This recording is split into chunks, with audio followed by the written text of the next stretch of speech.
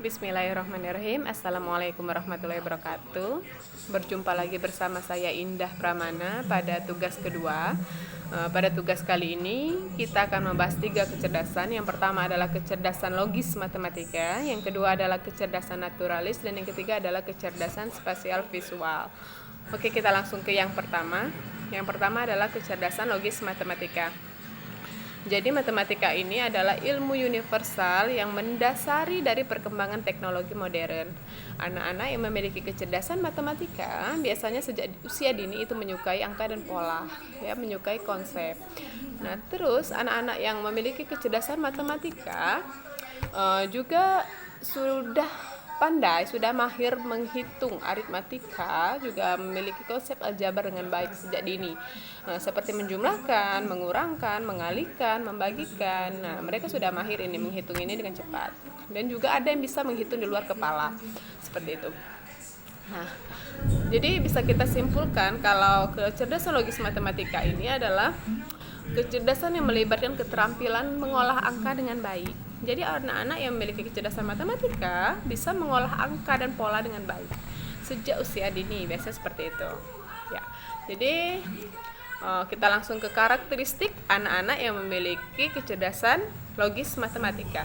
Yang pertama, seperti yang saya sebutkan tadi, mereka sudah pandai menghitung konsep aljabar atau operasi aljabar dengan baik, seperti menjumlahkan, mengurangkan, mengalihkan, membagikan. Ini ada juga yang bisa di luar kepala, ya, anak yang memiliki kecerdasan logis matematika. Yang kedua, mereka memahami bahasa pemrograman komputer.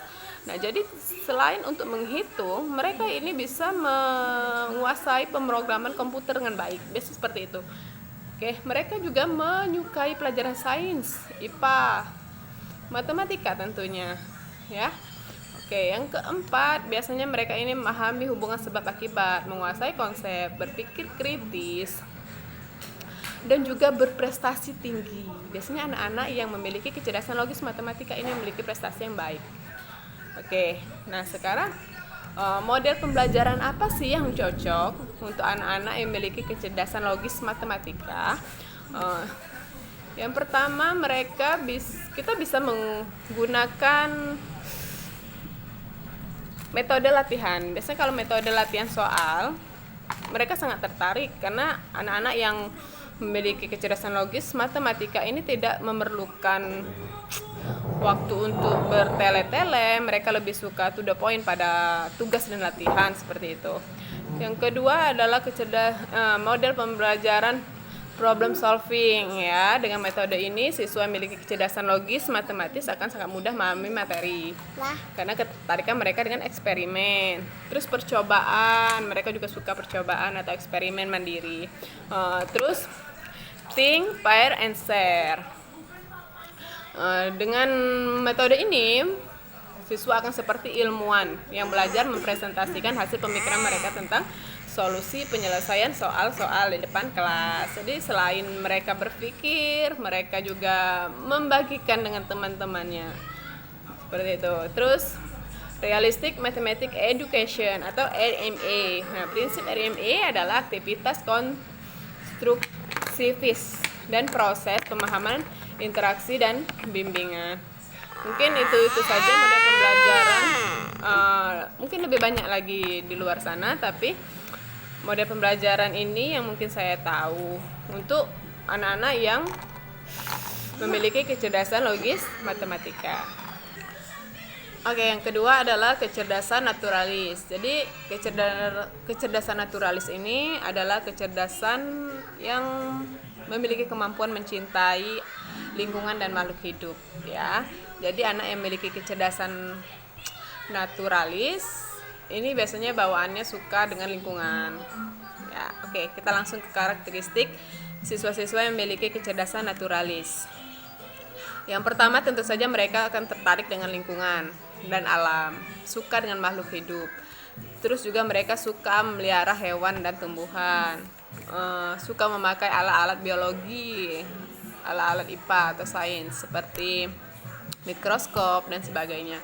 Terus juga mereka memahami spesies, mempelajari pengelompokan flora dan fauna. Terus juga ingin menjadi orang yang ahli di bidang biologi, kimia, dan sebagainya pada masa yang akan datang. Terus juga menyukai pengamatan dan percobaan.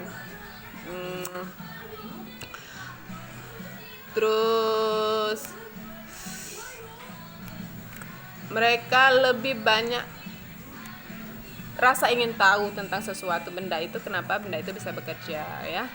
Jadi anak-anak yang biasanya suka pada yang memiliki kecerdasan naturalis tertarik akan pelajaran-pelajaran seperti biologi dan mengikuti kegiatan-kegiatan cinta lingkungan, cinta alam, dan botani dan sebagainya ya. Oke.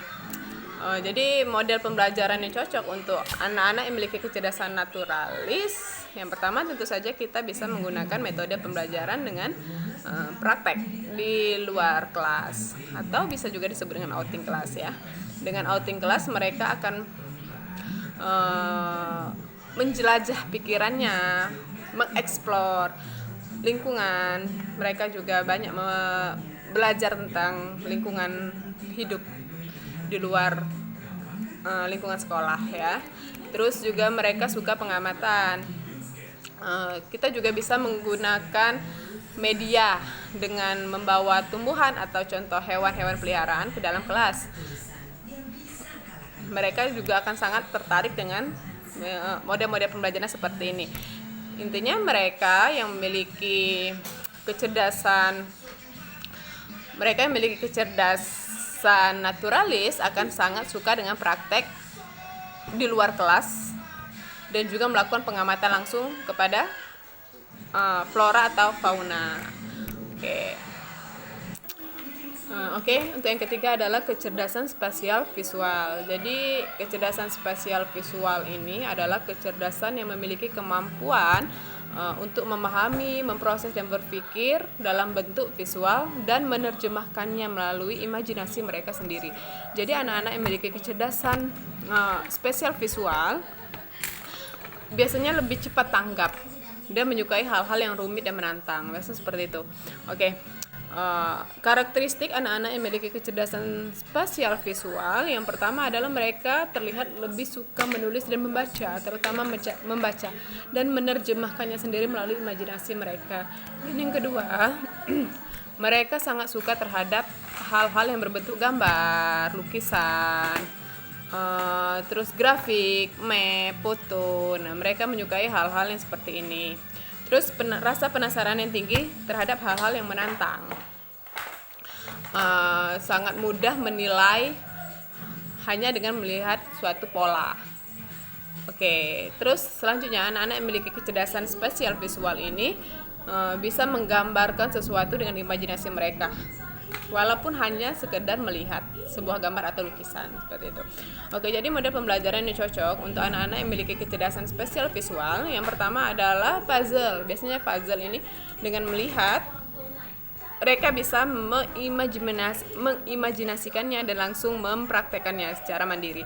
Terus yang kedua adalah model pembelajaran dengan membaca peta harta karun. Jadi kita bisa membuat sebuah peta harta karun, bisa berisi soal-soal sebagai petunjuk untuk menyelesaikan peta dan memperoleh reward yang kita siapkan ya.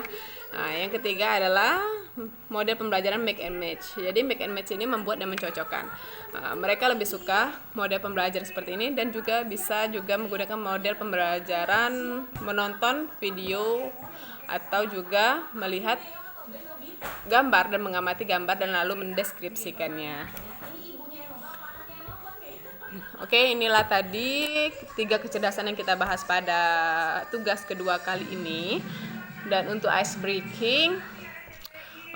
breakingnya yang pertama seperti biasa saya selalu menggunakan matematika berantai pada awal pembelajaran, dan untuk akhir pembelajaran kita bisa melatih konsentrasi anak-anak dengan ice breaking. Yang pertama adalah melatih kecepatan jari, yang kedua bisa dengan ice breaking tegak duduk. Ini bisa saya sebutkan kalau seandainya saya sebutkan meja, mereka harus berdiri, ataupun kalau saya sebutkan kursi, mereka harus duduk. Dan ini harus dilakukan dengan cepat, bisa seperti itu, untuk melatih konsentrasi anak. Dan yang ketiga, bisa juga pakai ice breaking nama-nama hewan. Seperti ini. Biasanya yang saya gunakan adalah burung, ikan, ayam. Seperti yang kita ketahui, kalau burung adalah hewan yang terbang, ikan adalah hewan yang berenang, dan juga ayam adalah hewan yang berjalan ya. Boleh saya. Nah, ketika saya menyebutkan burung, biasanya burung harus terbang, tapi yang mereka praktekkan harus berenang. Tapi ketika saya sebutkan ikan itu berenang, nah mereka harus berjalan. Tapi ketika saya sebutkan ayam itu berjalan, mereka harus terbang. Nah, itu juga melatih konsentrasi. Nah, ini bisa digunakan di tengah ataupun akhir pembelajaran ketika kelas sudah tidak bisa dikontrol dengan baik atau anak-anak sudah mulai malas dan terlihat mengantuk ketika belajar ya. Nah, tapi juga untuk mempersingkat waktu, biasanya saya lebih suka bernyanyi bersama atau menunjuk anak-anak yang sudah terlihat lesu untuk berdiri sambil menyanyi atau mempraktekkan suatu gaya. Seperti itu. Oke, terima kasih untuk tugas kedua kali ini. Mohon maaf sekali untuk segala gangguan yang ada, untuk segala hal-hal yang kurang berkenan. Semoga pada pertemuan ketiga, pada tugas ketiga bisa lebih baik lagi. Saya akhiri, wabillahi taufiq wal hidayah. Wassalamualaikum warahmatullahi wabarakatuh.